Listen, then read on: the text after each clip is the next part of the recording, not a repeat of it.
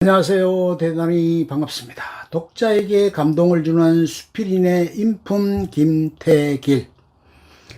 왜 수필을 읽는가? 여러 가지 경우가 있을 것이나 나는 감동을 받고 싶어서 수필집을 펼칠 때가 적지 않다. 감동적인 수필과 만났을 때 따분한 인생에도 한 줄기의 광명이 있다는 것을 의식한다.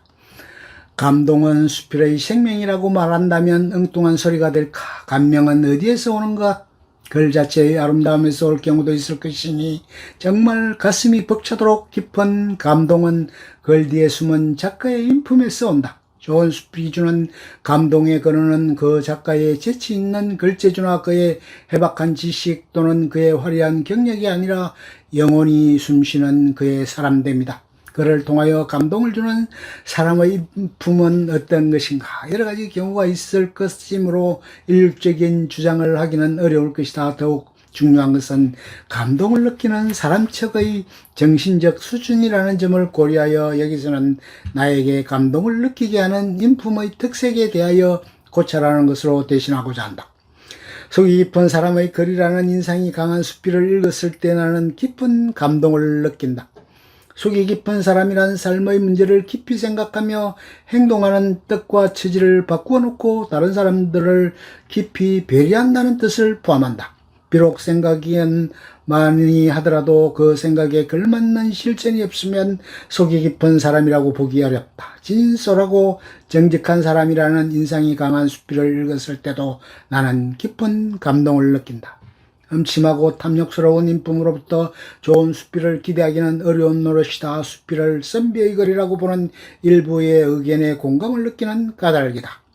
물론 선비들만이 좋은 수필을 쓸 수 있다고 말한다면 큰 실언이 될 것이다. 오늘의 현실이 그렇듯이 여러분의 사람들이 수필을 지망하는 것은 바람직한 현상이다. 다만 만사의 돈에 앞서게 마련인 현대의 실정을 고려할 때 수필의 뜻을 둔 사람은 탐욕으로부터 자유롭도록 각별한 마음씀이 있어야 할 것으로 보인다. 수필은 그 특성으로 볼 때 생업으로 삼기는 어렵다는 약점을 가졌다. 따라서 수필의 뜻을 둔 사람은 기본 생활에 필요한 돈을 수필 아닌 다른 곳에서 얻는 길을 찾아야 한다는 것이 나의 일관된 생각이다. 만약에 수필을 생계를 위한 돈벌이의 수단으로 삼는 경우가 생긴다면 10중 8구는 어떤 비리의 길로 빠질 염려가 있다. 필자가 지사로서의 인상이 강한 수필을 읽었을 때도 나는 깊은 감동을 느낀다. 강자의 행포라는 것은 어느 시대 어느 사회에서나 흔히 있는 사회 현상이어서 오늘도 우리 주변에 불의의 약자들을 괴롭히는 현상이 도처에 나타난다. 그러나 현대는 일반이 몸조심하는 것을 지혜로운 저세술로 인정하는 분위기가 팽배하여 불의를 보고도 묵고하는 경우가 흔히 있다. 그러나 이러한 풍토 속에서도 또 필화를 무릅쓰고 불의를 규탄하는 사회수필과 만나는 경우가 들어있다. 이런 경우에 나는 모처럼 지사와 마주한 듯 강한 감동을 느낀다. 나에게 가장 깊은 감동을 주는 수필은 그 필자가 유머 감각이 풍부하고 따뜻한 인품 이라는 인상을 줄 경우에 있었다. 가시가 도사리고 있어서 타인에게 상처를 주는 익살과는 달라서 유머는 자기 자신 또는 자신에게 가까운 사람을 웃음거리로 삼때 그 웃음 속에 사랑이 깃들어 있는 따뜻한 웃음을 일컫는다. 바가지 긁기로 일어난 아내에게 시달리는 자신의 처지를 웃어넘기는 소크라테스의 여유로움이나 약간은 모자라는 아내의 실수로 인하여 낭패스러운 상황에 몰린 자신의 처지를 따뜻한 웃음 속에 묻어버리는 태교의 기지는 널리 알려진 유머의 표본이다.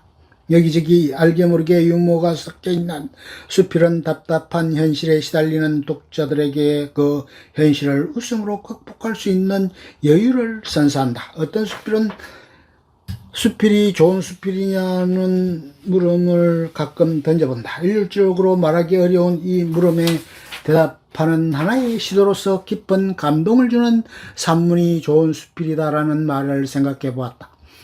구성의 짜임새와 문장의 정묘함에서 감동을 느낄 경우도 흔히 있다. 그러나 겉으로 나타난 표현의 탁월함보다도 더욱 중요한 감동의 원천은 글 뒤에 숨은 그 필자의 인품이 아닐까 하는 가설에 따라서 깊은 감동을 주는 인품의 특색이 무엇일까를 더듬어 보았다.